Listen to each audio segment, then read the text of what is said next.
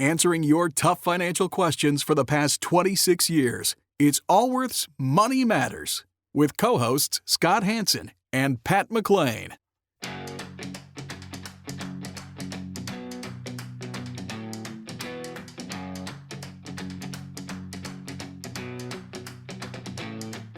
Would you like an opinion on a financial matter you're dealing with? Whether it's about retirement, investments, taxes, or 401ks, Scott Hanson and Pat McClain would like to help you by answering your call. To join Allworth's Money Matters, call now at 833-99-WORTH. That's 833-99-WORTH.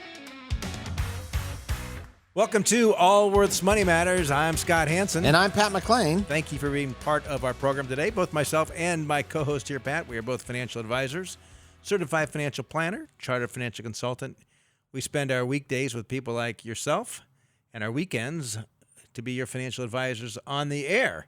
So whether you have advisors you're working with now or not, we would like you to consider this place another source of valuable information to help you along your journey of finances and having some financial independence in your life and some control of your finances and retirement and all those other issues that we all deal with when it comes to money. And so we were in a meeting earlier in the day, Scott and myself, and we, as we do on a fairly regular basis, which is, are we fulfilling our brand promise to our clients, and are we listening to our clients in order to get them what they need? And we talk about the future framework, or the four components of a healthy, good retirement, a satisfying retirement. And those are health and wellness,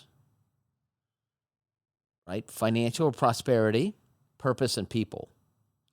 And we like to think that we can add value, a lot of value, on the prosperity side, which is not necessarily how much money you have, but how comfortable you are with the money you have, that you actually have a plan for the money. How confident you are in your financial future. And a realistic confidence. Yeah. Do you have not like a teenage boy confidence.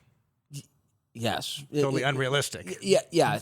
Is this a real world scenario that gives you confidence in your ability to achieve your financial goals in retirement?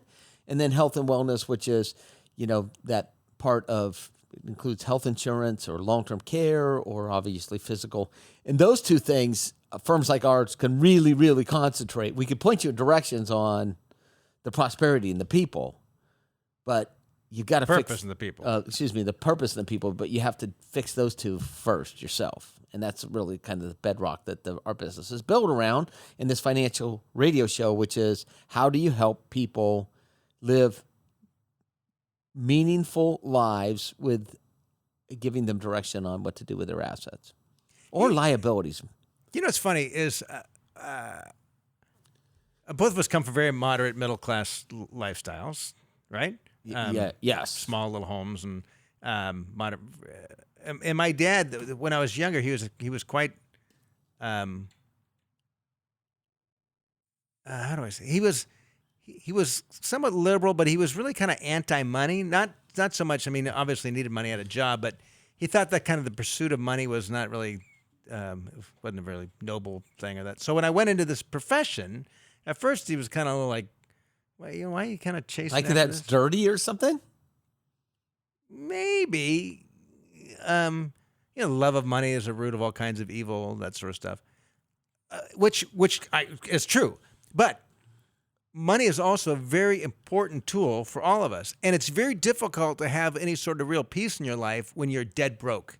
If you're worried about feeding yourself or worried about feeding your children, it's hard to have peace. If you're worried about where you're going to be sleeping that night, everything else becomes hurdles that are hard to overcome. As a matter of fact, studies have shown that when you are lacking those basic things, you have trouble making even some of the basic decisions because you are so overwhelmed with just figuring out where my next meal is going to come from that you can't think about the fact that maybe you need to leave for work 15 minutes early because there might be traffic. You're so consumed with. So what? So your dad and your point you were making was. My point is now that I've been doing this for long, I find it quite a noble profession of helping people with their finances. And most people money is not the highest value to them. Money is a tool for things in life. Most people, particularly as they get older in life, have come to realize that there's much more to life than just finances. And if you have a huge bank account without the other things in life, it's kind of meaningless. Yes. And most people, as they've gone through life a bit, realize that material things, well, they might be fine. They're really not going to change anything. It doesn't really much matter. Yeah, it makes life sometimes easier. A little bit. But not going to add any more joy or peace. I will take exception to, you said a noble profession. I think you feel that about yourself and the firm that you're involved with, but do you feel that way about the industry as a whole? No, I don't. Right? Which is maybe why I find this quite noble. Okay. You know what, Pat? To be totally frank and honest, if this industry had a stellar reputation and 98% of the advisors were great people out there that I trust with anybody, I would probably not be in it. I would probably leave and do something different. Where you would add more value. Yeah, probably. I just think of like, what's the... It would be hard for me to get up and look, I love my job, but like anything in life, work, there are times when work is hard, right? It's just, and same thing with this job. There's times it's hard and painful and those other things. And I do that in large part because I think what we're doing adds value and makes a difference in people's lives, in the people we serve, and in our employees. And if this industry was full of great folks, I wouldn't feel that way, and I'd go find something else. It doesn't mean that everyone that interacts with our firm, falls in love with us, which is fine, right? Or that every relationship we have, that's just not realistic. But we try to make it as good as possible. Now, in saying that, we were going to talk about the CEO of Woodbridge and this investment company. And we will take calls. Let me get the number really quick because we will take calls. 833, and because we already started off on this tangent, 833-99-WORTH is the number to be part of the program. And we'll take calls, of course. 833-99-WORTH will get you on Allworth's Money Matters. So this gets back to, and we started off on this little tangent. We didn't, you might find this hard to believe, but we don't do a lot of note-taking about what we're going to talk about when we get on the air. We kind of let the show kind of... What are these notes? That doesn't take much note-taking. I always have several backup topics to see where we're headed. That's not a lot. There's 5 lines there. There's 5. Okay. Okay. But the point being... sometimes we let the radio callers actually direct the show a little bit and where we're going to go. But sometimes it's recent things, and then we get in these conversations. So Scott talked about a noble profession. Our industry, that we're financial services, is a terrible industry. It's opaque. The pricing is oftentimes a little messed up. You don't know who's getting paid and for what. You got firms that lead with 0 commissions, but that doesn't mean, come on. There's no such thing as a free lunch, right? It's like, how are they making money? Well, they're making money on the money market sweeps or directed trades, and 99.9% of the population wouldn't even know what a directed trade was. Right. But all you read was it's free, there's 0 commissions, not knowing that there's other costs associated. So that's what makes our industry difficult. And there's a lot of great people in our industry. And there's a lot of really, really bad ones. So and you've heard us talk about a lot before at Allworth here. Of course, formerly Hanson and McLean. Mr. Hanson and Mr. McLean are still very much involved. Co-CEOs, we rebranded to Allworth. But there's a lot of great people in our industry. But we've been a big fan of fee-based, fiduciary approach investment advisors. So someone who's a fee-based advisor that is not compensated or conflicted by selling financial products. Now, just recently, last week or two, a federal judge sentenced this gentleman, I shouldn't call him a gentleman, this guy, Robert Shapiro. He was the ex-CEO of Woodbridge Group of Companies. He was sentenced to 25 years in prison for orchestrating a $1.3 billion Ponzi scheme, which he pleaded guilty to. That's not a small Ponzi scheme. That's a big Ponzi scheme. Maybe not Bernie Madoff size, but large. But the worst thing about this is that he built these financial products, these what are called private placements, structured notes, that were sold through independent financial advisors. Read commissioned. Commissioned advisors. Non-traded. Everything that we say you should stay away from. Non-traded products where you don't quite understand how they are put together, and they pay large commissions to the people in the distribution chain, regardless of the outcome. And they usually have good stories. This had a good story, and its story was they loan money to extremely wealthy people for luxury homes in the Los Angeles area. And they would highlight these $100 million homes in Bel Air or whatever. They show pictures of them. I shouldn't laugh. They show pictures of them, and they had nothing to do with those. Most of these were sold to, well, they kind of did, but most of the money didn't go there. Most of these were sold to elderly investors. Terrible. And they're private placements. And more than they are pitched. Look, and here's the thing. You would not have been sold this if you worked with an independent fee-based advisor. They would have no financial incentive to push this product. Zero. Because you were paying them a fee based on managing the money, not based on a commission. I read these stories and I think, people, if you would please educate yourself more. Part of the reason we've been doing this program for years is to help educate people. And anyway, the clock's blinking. We need to take some calls here. So let's go to the calls. 833-99-WORTH. Let's talk to Bernice in Georgia. Bernice, you're with Allworth Money Matters. Yes, thank you for taking my call. Hi, Bernice. Hi. I'm 71 years old. I have just taken my RMD for 2019. Okay. And I was wondering if it will be beneficial to me. I have about $900,000 in my IRA. It would be beneficial for me tax-wise if I would roll some of that over into a Roth. And I was concerned if I did that would increase my Social Security premiums, my Medicare premiums rather, or it would also maybe hinder or increase the amount that my Social Security is taxed if I did that. Okay. I want to get your feedback on that. All right. So there's a couple things. One is that if you do any charitable giving, even if it's $500 a year to your church, you want that to come out of your RMD. So rather than you take your required minimum distribution and put it in your checking account or bank account and then writing checks to these charities, what you do is you get the tax ID of the charity, you go to the whoever is administering, the custodian of your IRA, and you say, I want $500 to go to this church or $1,000 to go to whatever those are. And that makes up for part of your required minimum distribution. And by doing it, you can do any percentage of it, 1%, 100%. You can name 50 charities. And it does not hit your tax return. So that's the first thing you do. Okay. All right. That is number one. The second thing is no part of your required minimum distribution can be rolled into a Roth IRA. I'm not talking about okay. the RMD portion of it. You're talking about going in addition.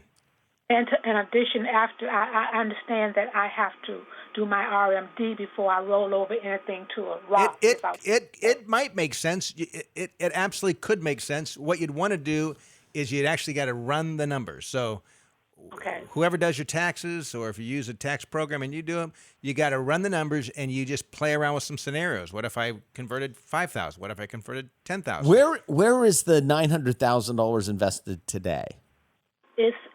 I have it in a Vanguard account. Okay. And I have 40% in stocks and 60% in bonds.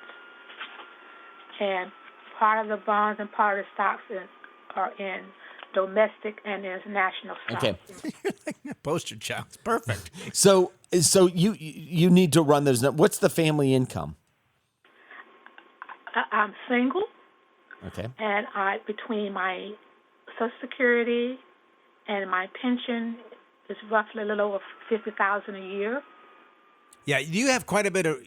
You probably have some room to do a Roth conversion, but I'd also look at, again, what we just kind of started. If you give any money to charity or a church or whatever, if you have that come out of your required minimum distribution, it would give you even more room to do a Roth conversion without having to worry about, because most of us are taking standard deductions now.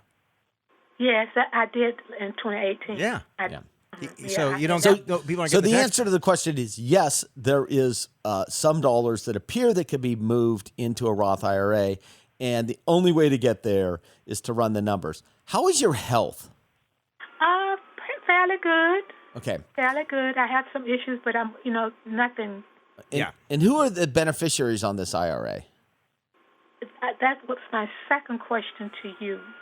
Was I have several other investments, CDs, and annuity, and I have all of those investment beneficiaries as my estate, including my traditional IRA. And who's in your estate? I have my sister. That's she's the executor of my estate, but I have 7 other siblings other than my sister that's over my estate. So I have a will that says that she is to divide all of that between all the ones that are living after I'm gone. So you're if having it done this way, what's going to happen? Let's say you passed away today.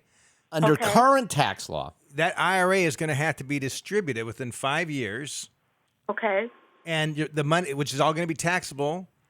Yes. To the estate, it would probably end up being liquidated in a year because now your sister's it's going to be subject to the trust taxes. It'd be a mess. The best thing to do would to list, even if there's 15 beneficiaries, to list them all on the beneficiary forms for your IRA and your annuity. and then Vanguard's going to distribute it. And then for the surviving. So you can list them and say for the surviving. Yes. So if someone is predeceased as you, that'd be the best thing. Then Vanguard goes to all the different And beneficiaries then and, they just splits it up. Yeah. And that way, there isn't one person that is actually making the call for everyone else. So I should list individually each person on all the... Yep, and the percentage. Correct. And the percentage, okay. Correct. Okay, so that answers my And the question. reason I asked that question is it doesn't appear that you're going to spend this money in your lifetime. And so...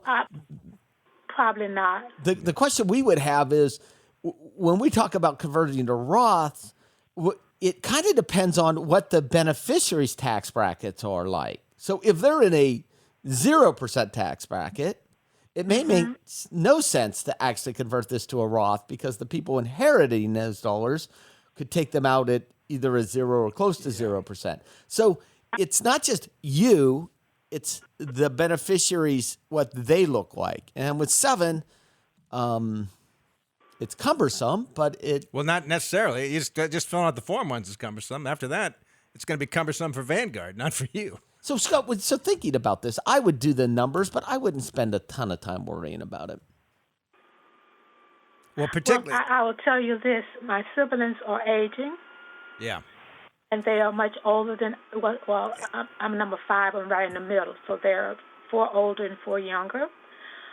But all of them are retired except one. Mm-hmm. And so the ones that are retired, they're just...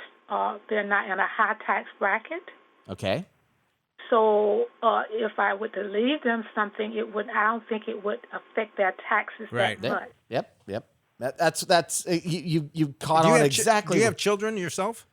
No, Okay. I do not have any children. And my house is paid for. Is any of your estate going to a charity, nonprofit, church? I do charity quite a bit already. Yeah, well, why not part of your? Because you might just want a portion of your IRA to go to charity because they don't pay any income taxes on it. Okay. I mean, if I had a choice to inherit $10,000 in a mutual fund, outside direct mutual fund, or $10,000 in an IRA, I'd choose the $10,000 in the mutual fund. It's tax free, or $10,000 in a CD, or $10,000 in to cash. inherit, and all the So in this scenario, if you're going to leave money to a charity at your death, you always want it to come from the IRA first. Always. Okay. Because that's deferred tax, and I can Yeah, and they don't pay taxes. Right, and if you gift anything now, you're going to want to have it come out of next year for the required minimum distribution. Have that anything you give come directly from your IRA. So, I think you should do, Bernice. What? I think you should spend more money. The reason she's got the $1 million+ saved is because she's been frugal over the years. I know, Scott, but you have these conversations with clients occasionally. And I remember years ago, Pat, husband and wife clients, and he comes in for review, and she wasn't there. I said, "Where's your wife?" And he said, "Well, that's what I want to talk to you about. Every time she comes in, she feels like you call her a cheapskate." Because I was encouraging her to spend some money because she was in her 70s and they're gonna. So if there's some things that you have been holding back on, skipping a lunch banquet with some girlfriends, taking a trip somewhere with some friends, if you've skipped any of those because that's how you got the money, that's how you save these dollars, right? That's right. You saved them because you were thrifty. Yes. You were, you don't have to be worried about it. If you show me someone that doesn't care about money, I'll show you someone that doesn't have any. No, there's no question. Right? So the point of us saying spend a little is truly spend a little. So, and we don't talk about a lot, but it's okay for you to spend $10,000 more a year. It's okay for you to take a little bit more than the required minimum distributions and spend it. Well, I am going to get me a car with the retired minimum distribution today. Good. I got this. So Good. buy me a car. Good. Well, get yourself a nice one then, Bernice. Get the air conditioning. And the whole they bit. all have air conditioning now, don't they? The power windows, the whole bit. That's why it's amazing what's standard on a car today, isn't it? Yeah. So when was the last time you saw a car you actually had to roll the windows up? So my son, you still talk about rolling it up. My son that actually started a landscaping company, went out to buy his first truck for a landscaping company. And he said he tried to find a truck with the roll windows. Yeah. He says he can't even. It might be that. He said it might be more expensive. He said there's no price difference. Mechanically. So, thank you for the call, Bernice. Yeah, I appreciate it, Bernice. Now, those are great stories, aren't they? Seriously, she's done well for herself. I tell you, well, one of the reasons that we encourage people to save when they're younger. Much better to be at Bernice's stage in life, and you're trying to figure out how do you be as most tax efficient as possible, than to be at Bernice's stage in life and thinking, how am I going to do this? How am I going to pay rent? Let's now go to Northern California and talk with Bruce. Bruce, you're with Allworth's Money Matters. Hey, thanks for taking my call. Sure. Oh, my wife and I are both retired, and we have sold our house, so we have cash from the equity of the house. Eventually, we're going to be getting a smaller home. But right now, we got a lot of cash in the bank, and I understand under the new laws, banks can seize depositors' money in a financial crisis. And I was wondering how true that is and what the details are.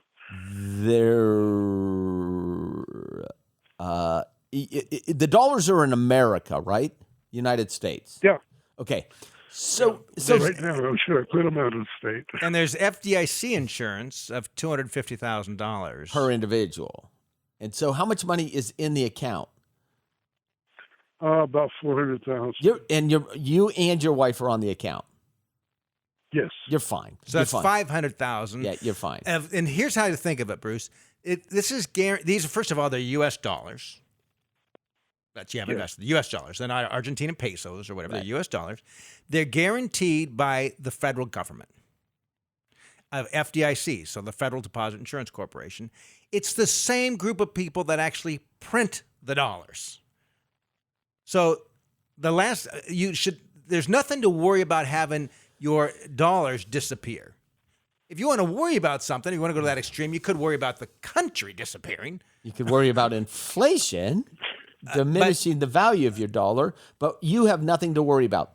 We did see this happen through the last financial crisis with some countries that dollars were seized from their bank accounts, and typically they were over millions of dollars, and they were typically, it was dirty money, right? So if you were in Russia and you were making a lot of Russia, you may hold your assets in a different country.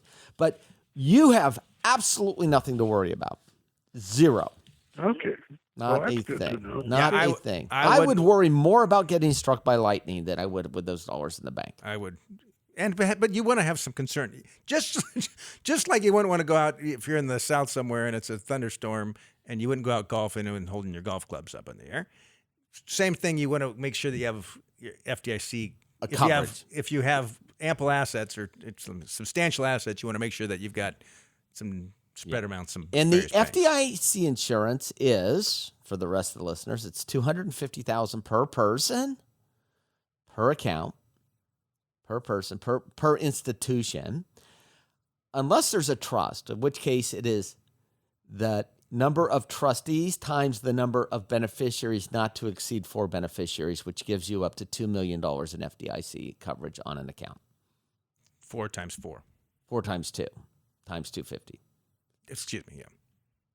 So there you So go. husband and wife with 4 kids, You could can have get $2 million. as long as it's owned by the trust, per institution. You want to keep it slightly under that so the interest accruing will. That is correct. Yeah. Per institution, which is crazy, by the way, that it's per institution. Someone can have $1 billion spread amongst all the U.S. banks and have coverage. Yes. The federal government guarantees it all. Yes. But then for that matter, they can buy U.S. Treasuries. We're going to take a quick break. Stick around for more Allworth's Money Matters.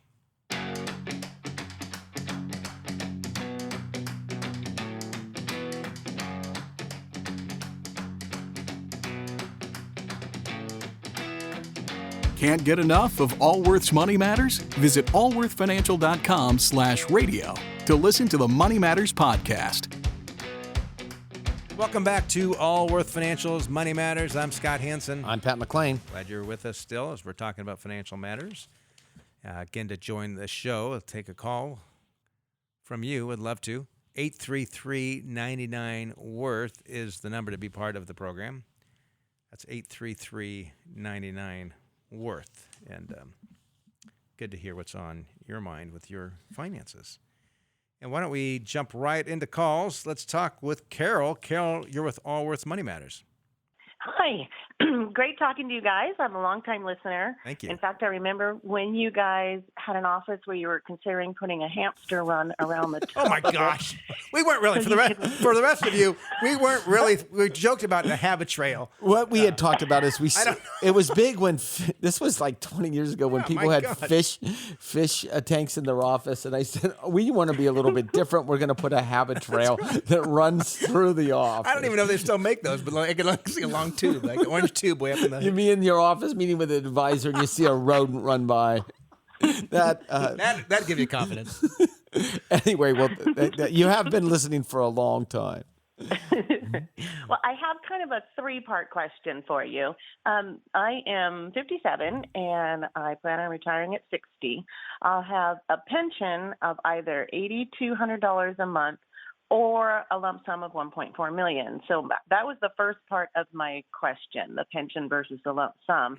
What was the lump sum amount? $1.4 million. Okay, thanks. And the pension comes with health care, including vision and dental. If Take the pension. lump sum, Yeah, then- you're employed by the you're employed Kaiser. by the either Kaiser or UC system. UC system. There we go. It's weird that we knew that. And unless you... Do you have coverage from another? I mean, if you were No. terminally ill and had coverage elsewhere and didn't need this health coverage, then you'd take the lump sum. No, I Otherwise, do not have other coverage. if you're a normal... Yeah. So the answer there is you take the monthly. Okay. And then, so if I'm taking a pension, that's basically an annuity. So That's my correct. 403B, I have $700,000 in my 403B, and I've got it invested rather not very aggressive, but it's maybe 60-40 stocks 60. Because that money to me is, since I have a pension, that's like an annuity, correct? And so I'm going to have That's that right. income no You matter. could think of it like more aggressive. You can think of it like you've got $2.1 million, 1.4 in pension that's guaranteed, Which like would be your bond. Mm-hmm. I mean, as a matter of fact, the only reason you wouldn't have that 403B 100% stocks, there's 2 reasons for that. One is if you are going to be spending some of the dollars within 5 years or less, or maybe 7 years or less, or 2, you don't want to deal with the huge swings. You don't want to, it would drive you crazy if you saw your 700 fall to 400. Yeah. If you Which is a valid reason. If you reacted emotionally to the markets.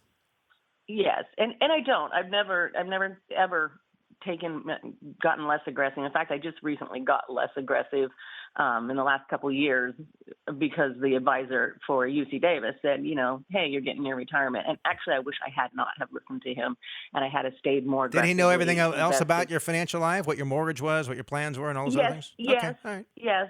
And so I was almost completely 100% in stocks, and I wish I had left it there. Well, if the stock market had fallen, you would have said just the opposite, and you would have said, "Oh, I'm so glad." Exactly. Yeah. And then the last part of that is, since I don't need my Social Security, I'm thinking to take it at 62 because I personally think it's going to go away. I think they're. Well, you're in a situation. You're going to be you're single, correct? No, I just got married last month. Lucky him. That's what he said too. And you know what's funny? He called you last month and he said, "I'm getting married to a wonderful woman in August," and he has an MS account. He didn't quite out what he was trying to say about where the money could be invested. And so he was on your show last month. Oh, there we go. So, do you owe anything on your home? I do. I owe about $250,000, and it's worth about $700,000. But we do not plan on staying in California for long, so I will probably sell this house in the next 5 years. Given the fact you've got a pension of $8,200 a month, I would agree with you. If I were in your situation, I would take Social Security as soon as I could, assuming I wasn't working anymore. No, God, no. Well, you say that now, but but you'll know if you retire at 60, you'll know by 62. And do you or your new husband have children from a previous marriage? We both do. Both adults. Okay. We have 6 adult children. Okay. So if you were sitting in my office, I'd go along with almost everything you said. I'd probably have the portfolio 80 to 90% equities. And I would probably start Social Security at 62. The thing that I would concentrate on is making sure that you had a living trust that allowed their surviving spouse to stay in the home for the rest of their life, assuming that you own a home together, you had that in place, and that you're when you did that, then the assets would stay in your sides of the family. And I assume you've done that. We have an appointment to do that with an attorney. We had to get a prenup first before the wedding, but now we're doing our trusts. Each of us, they said, to have a separate one because we each have adult children. Perfect. And so his assets would go to them, and mine would be kind of split between him and my children. Perfect. I just have more. Perfect. And are you? Did he choose a joint survivor on his pension? He hasn't. He has a 401k. Okay. So he needs to. I am the total beneficiary. Okay. And are you choosing a joint survivor on your pension? Yes. Okay. All right. But I'm going to choose the one that is that where I make the most amount because he's 3 years older than me, and chances are that I will outlive him anyway. Got it. Perfect. You sound great. It sounds great. And I think you're thinking of your portfolio the exact right way. Okay. And I'm sorry. Just a second for one more question. Sure. About Roth. Okay. If I'm married now, filing jointly, can he put money in a Roth IRA under me? He does not have earned income. Yes. He's retired. Yes, you can. Yes. It's family income. Yes. Okay. So you can make a contribution to a Roth IRA or a regular IRA. It's based on family income as you're filing a joint tax return. Mm-hmm. Yeah. Okay. Absolutely. Perfect. All right. Well, thank you for being such so a long-time listener. Yes. Habit trail. We went on that. That was so stupid. And we had a series for a little while called Jobs. Jobs Pat had or something like that. Yeah, because I've had this. Let's make the clarity here. This is before you became a financial advisor and you're in mid-20s. It's when you're a child. Yeah. I must have had 40 or 50 different jobs by the time I. That must be an exaggeration. No, some lasted almost 3-4 hours. Okay. So, appreciate the call. Yeah, thanks, Carol. We wish you well. You know, it's interesting, Scott. I had dinner with a gentleman that owns a chain, I shouldn't say chain, a number of high-end restaurants. I had dinner. I used to work with him. I worked for him. I had dinner with him in the last couple of weeks. And you were like a busboy when you started with him? I was a waiter when I started with him. But he was always one of the – I had worked in, I don't know, half dozen, probably 10 different restaurants. And he was the best operator I had ever worked for. Yeah. And we're now heading to New Jersey 833-99-WORTH is the number. We're in New Jersey talking with Tom. Tom, you're with Allworth Money Matters. Thank you for taking my call, sir. Thank you. I wanted to ask a specific question with regards to charitable giving. Okay. And how can I set up an income in perpetuity for a specific charitable corporation and a specific cause that I want to fund for them? And what are the mechanics to make sure that it really goes through in perpetuity?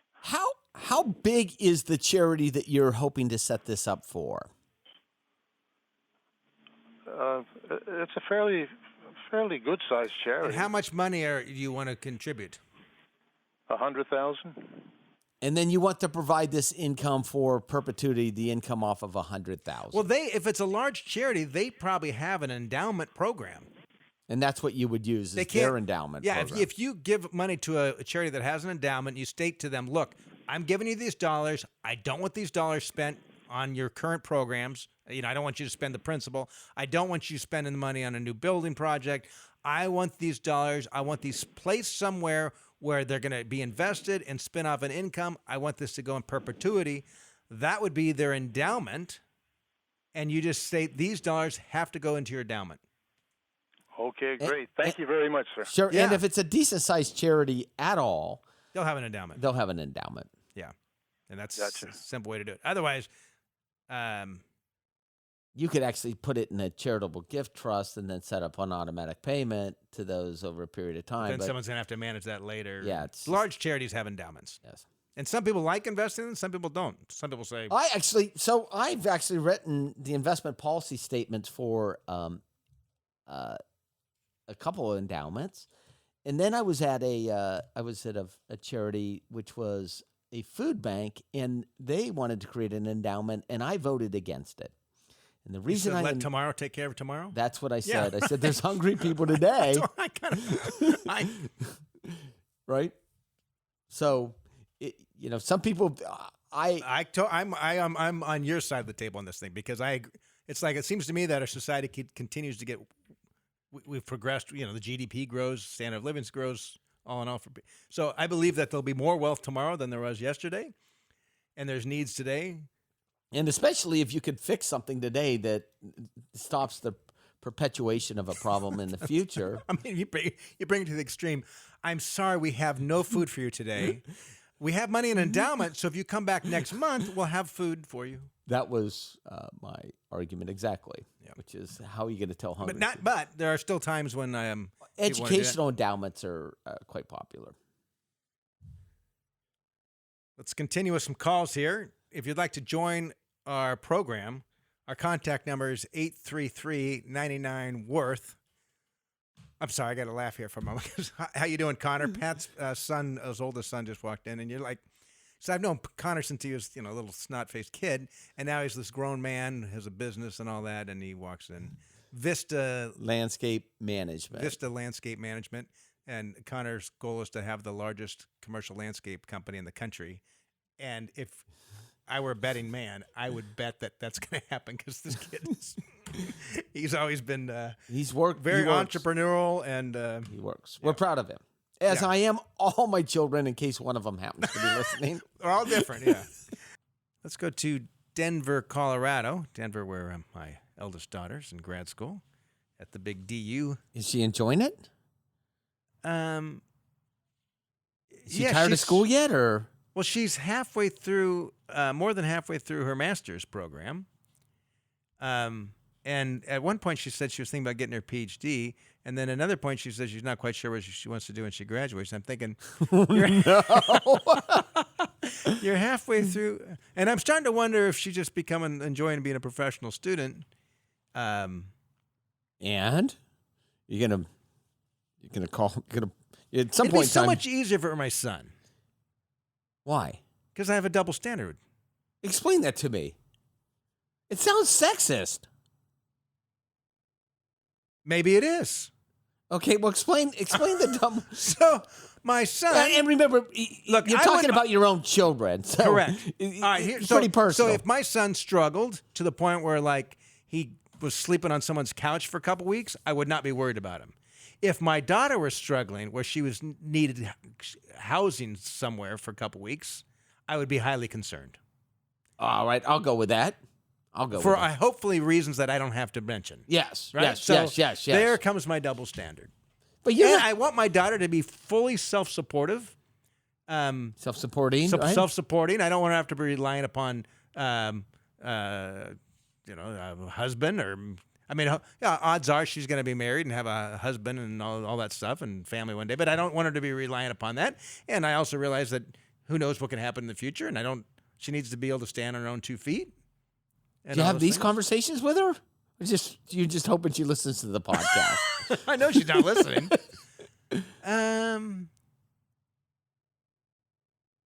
Not quite like that. Should I? I don't know.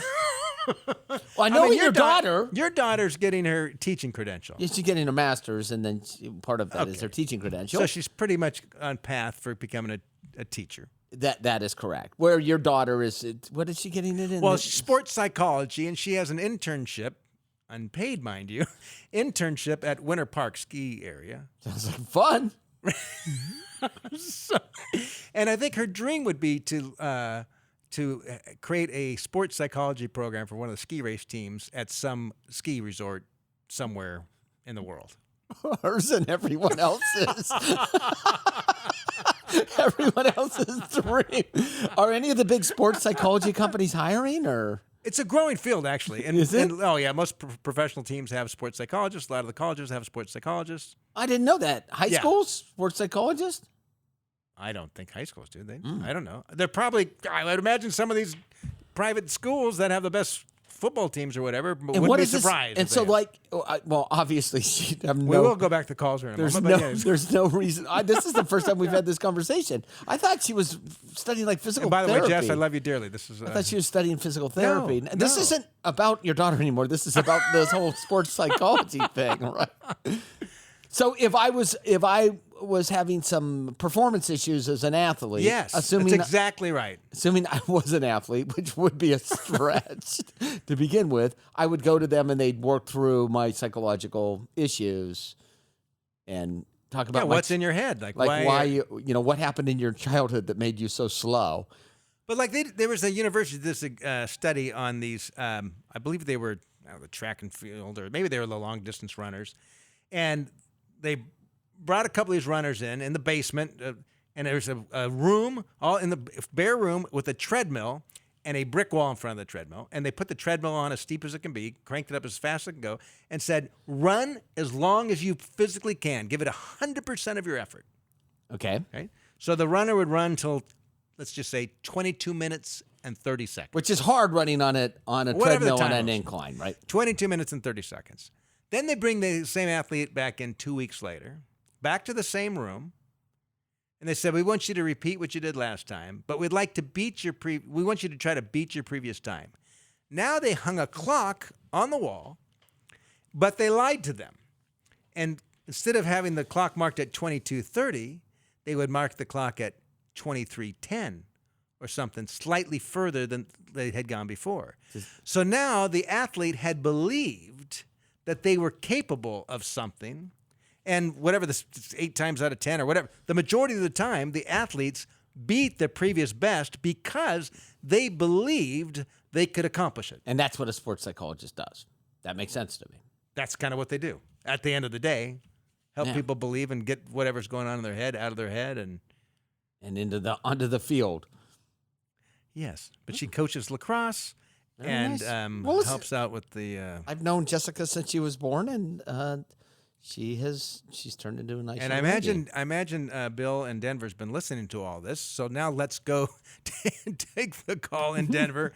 And again, if you want to join us, 833-99-WORTH. That'll get you with Scott Hansen and Pat McLean. We're not going to talk about my daughter's continuing education that might continue indefinitely.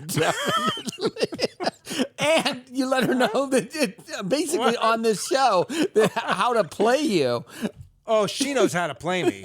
Oh, my gosh.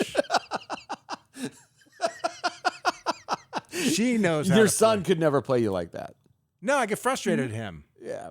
So there is a double standard, He's and a it is senior sexist. in college, and she gets away with a lot more. And knows how to squeeze a few dollars from me. I remember it was hilarious. She was like maybe 19, and I was complaining to somebody. It's the only time I ever hear from my daughter is when she wants something, and wants money. The only time I hear from her is when she wants money, and she came to me, Dad, that's very offensive. That's not true. And I pulled up her text. I said, "You want to see the text history?" So you tell me. What'd she say? But she's grown up a bit since then. Yeah, she's a wonderful young lady. Nice young lady. She's a lot of fun. She's going to do very well in life.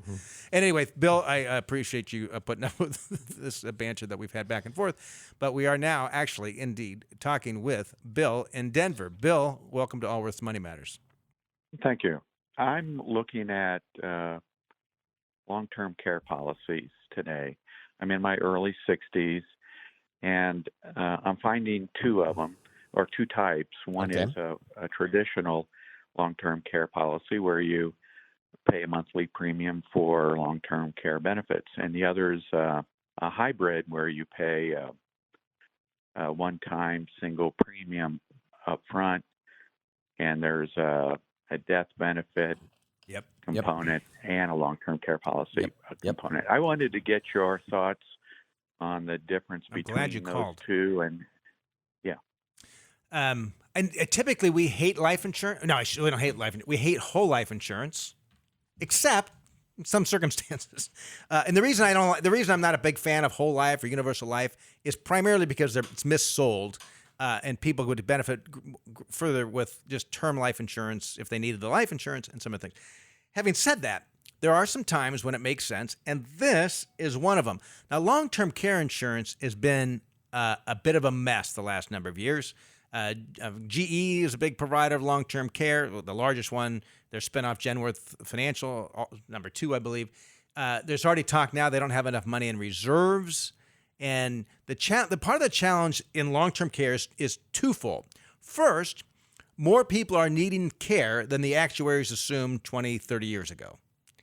Second, insurance companies, they're in the same low interest rate environment that we all are in.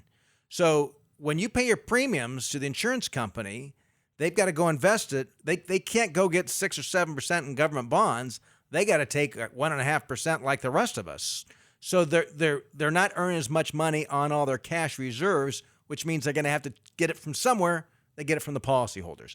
So traditional long-term care has been challenged with those things. Further, most traditional long-term care has a waiting period of 6 months or so. What waiting period were you looking at, Bill?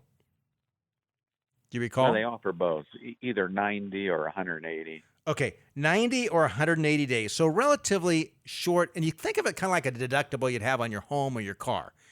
They're relatively short. The asset-based kind, the hybrid kind that you're referring to, they're technically a single payment life insurance policy. And the way they're structured, when you need care, the first dollars that you are spending it's not the insurance company's coffers. It's the money that you just gave them. Right? So let's say you put in $100,000 and suddenly you need long-term care. The first dollars you're spending are your own dollars that you contributed to this policy. So essentially, before the insurance kicks in, the insurance company's on the hook, you got to blow through your cash. So it might be a year and a half, a 2-year waiting period before the insurance company has to kick in their cash. So from the insurance company's standpoint, it's less risk for them. They're having to pay out less dollars. So it acts as a deductible, if you will. Yeah, it's a higher deductible. Yeah. So, I mean, given the choice of having a asset-based, if I had the cash and wanted the long-term care insurance, I'd use an asset-based. Under current conditions, the asset-based products seem to be more attractive than the traditional long-term care policy. And I wouldn't wait to purchase this either, only because the premiums will probably go up relatively soon, just based on the interest rate environment in which we find ourselves. Because the insurance company, if you think about what they do with the money. Yes, exactly. What we were just talking about. Well, and the other attractive feature with the asset-based, in my opinion, is that if you don't use the policy, you generally will get most of it back and a death benefit through a death benefit. Yeah, that's correct. And also think of it, let's say you throw in $100,000 there, you lose the earnings ability on that. So that earnings ability is paying for your insurance premium. But a lot of people like the concept of it.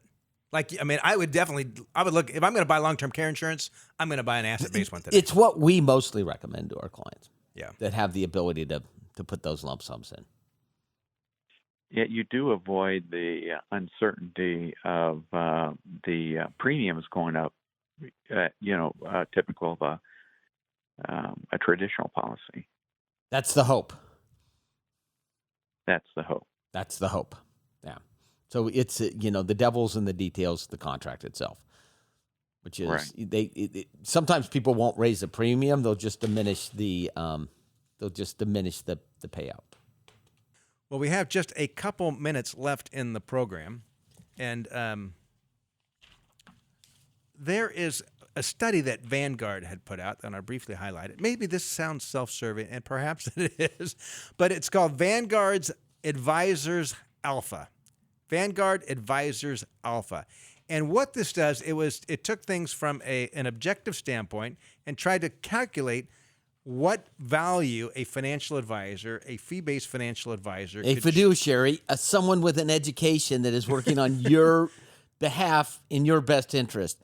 That doesn't mean a commission salesperson trying to sell you an annuity, a life insurance policy, a non-traded REIT, an indexed annuity, or any other of this garbage stuff. This is a real financial advisors that are acting as a fiduciary. But there is 4, and here's why I'm bringing this up. There's 4 areas, and I think you need to be examining your own relationship with an advisor to see if, in fact, your advisor is helping out in these 4 areas. The first, investment management. And I think when most people think of a financial advisor, that's what they think of, investment management. But it goes beyond that. The second is financial planning and wealth management. In other words, how does this all fit in together? How do we deal with the tax situations of IRAs versus non-IRAs versus capital gains, et cetera? Versus Roth IRAs. Should I be gifting money? Should I have a charitable plan in place? The third is the service model, which is just how, are they responsive and some of those things? Are they willing to help you? Are they withholding the appropriate amount of taxes and getting rid of the IRS? Are my 1099s or K1s coming out correctly? But Service. The fourth, which might be one of the more important ones, behavioral coaching. And that's just helping people stick with their plan when you don't everything want to. else says, no, it's time to make some changes. So actually, if you haven't read that, go to just Google it. I think it's a pretty good study. Anyway, we're out of time.